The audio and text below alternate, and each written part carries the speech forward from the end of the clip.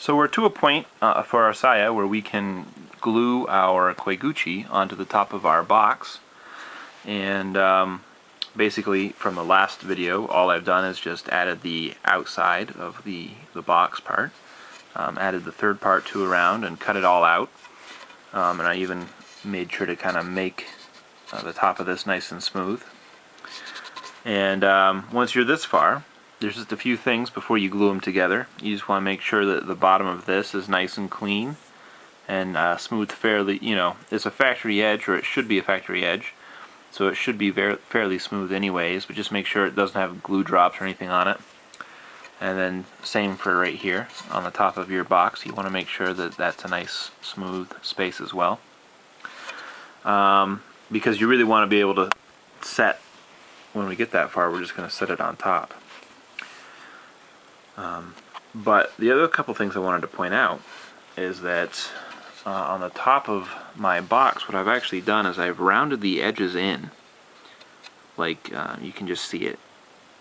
And the reason why I did that is because when you put your koiguchi on top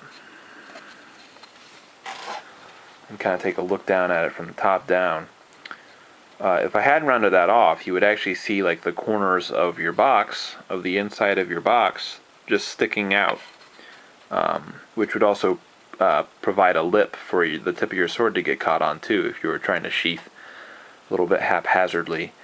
So this kind of, by rounding it over, it just gives it a little bit smoother of a transition when you're looking down inside the saya. You know, because by the time you get there, you can just barely get to the point where it fades off into black down there. And that's kind of what you want. You just want a nice smooth transition. And you can see on the top as well, you could do that. You could round up at the top and at the bottom. It's the same thing. You could just round those over a little bit. And just, you know, it just gives it a nice little look as you're, you know, for the inquisitive eye that's looking at your handiwork. That's something that you can do. So, like I said, you probably want to round that. You also may want to touch it up a little bit with like a black Sharpie. If you can get in there with a black Sharpie, or the black spray paint will add a little bit of thickness, whereas the black Sharpie marker will actually dye the wood a little bit and seep in. But that might even make the transition a little bit more smooth, so that where you see black is higher up on in the sheath. So it, you know, might add it a little bit, and you could even touch up the inside of your koiguchi with a little bit of black Sharpie as well. So those are just aesthetic things. And again, if you round this over, it gives you one less edge for the tip of your sword to catch on if you're being a little bit goofy while you're trying to sheath your sword. And so that's pretty much it. And all we're going to do is take our koiguchi and put it on our blade, like so. And then you're just gonna glue the top of the box and make it nice and spread it out nice and even. And then you're just gonna sheath it like you normally would sheath your sword.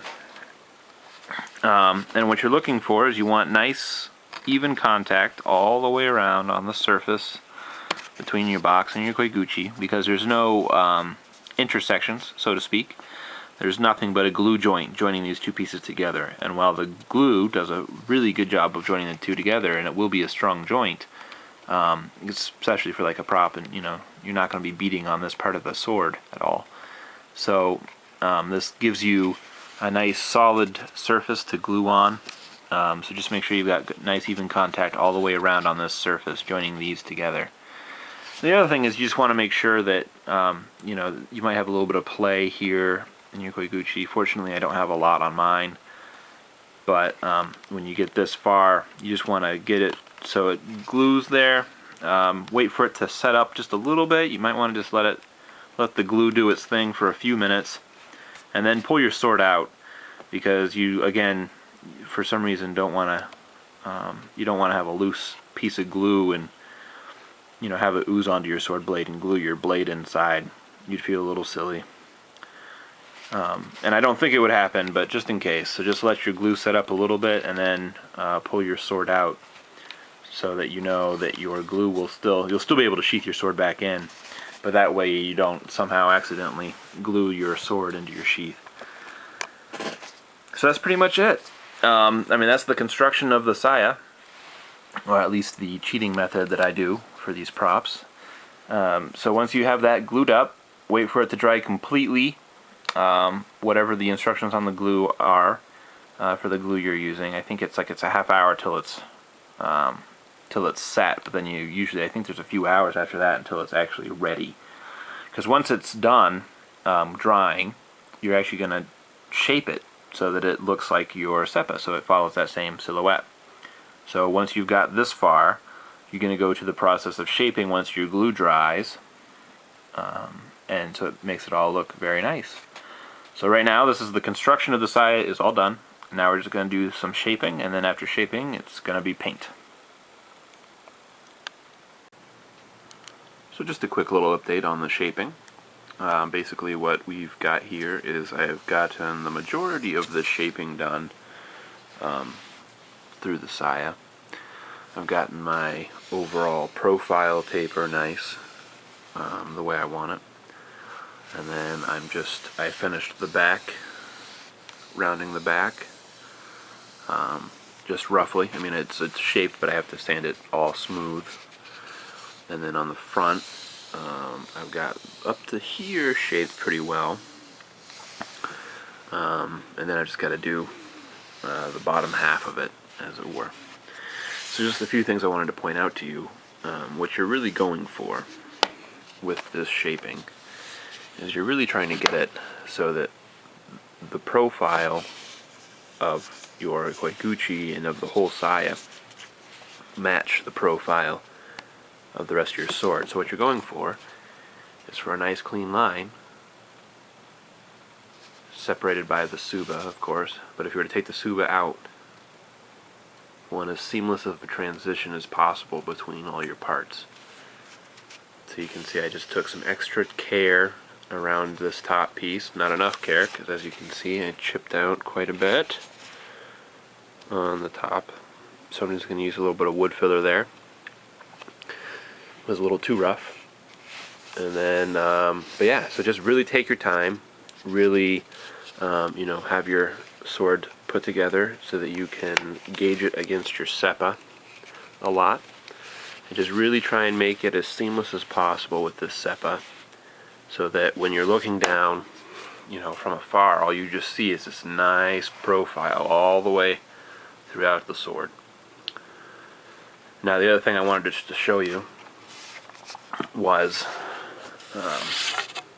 what I was talking about earlier by blacking out the inside of the koiguchi and the first inch of your saya. And you can see that you really can't see down there. You really don't know, how it's put together. It's kind of a nice little mystery element, if you will. But I think it makes it look nice. It's going to look even better once I paint the whole thing, because the whole sheath is going to be black for me.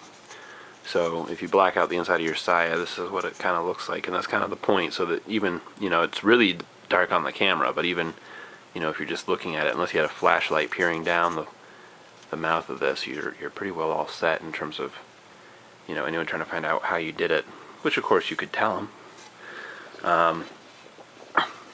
But yeah, so it just kind of makes it look a little bit nice. You don't see the box down there or anything, and it just looks nice and seamless that way too. So that's pretty much it. I wanted to show you that for the shaping. Like I said, the shaping's almost done, but that's really what you're going for, is you're really trying to get this profile to match the profile of the rest of your sword. And this is kind of what I consider to be the most difficult part of the build because of that. Because you may have noticed on your ska, when you're trying to do this kind of complex curvature where it's curving this way and then it's got a curve here and a curve here, and you're trying to hold that line, the lines of the curves all the way down. It's the same here, where you're trying to hold this shape all the way down, and it's really quite difficult.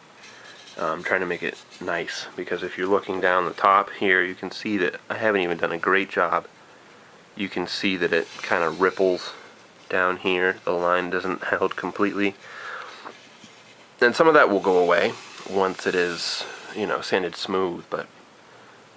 And obviously it's really rough here because that's where I haven't quite shaped it yet. But up here, the lines have come together fairly well.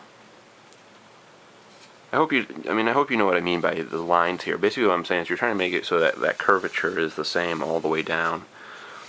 Because if not, you will see it once you put a little bit of gloss on the top. If you're trying to go for, you know, a real shiny finish, you'll see the light will bend over it in different ways. So if the curvature is not, you know, spot on, and you put a shiny surface on this, the light will just reflect, you know, any which way, and it'll really expose any flaws that you've got in the curvature.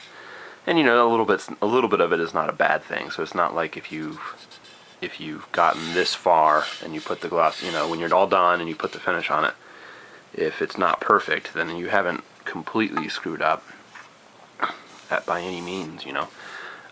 But that's just something you might want to take an extra moment to examine as you're going through. So that's pretty much it. Just wanted to give you another quick video on, you know, the final of the shaping. Basically all we have left is we're going to add a little loop on the side of the sheath here so that we can tie our sageo knot, which will, you know, that'll really top off the sword. And then we're gonna go for paint and see how it all comes together. So we're almost done, and then we'll see. I might have a little surprise video at the end for an additional project that you can do to enhance the look of this.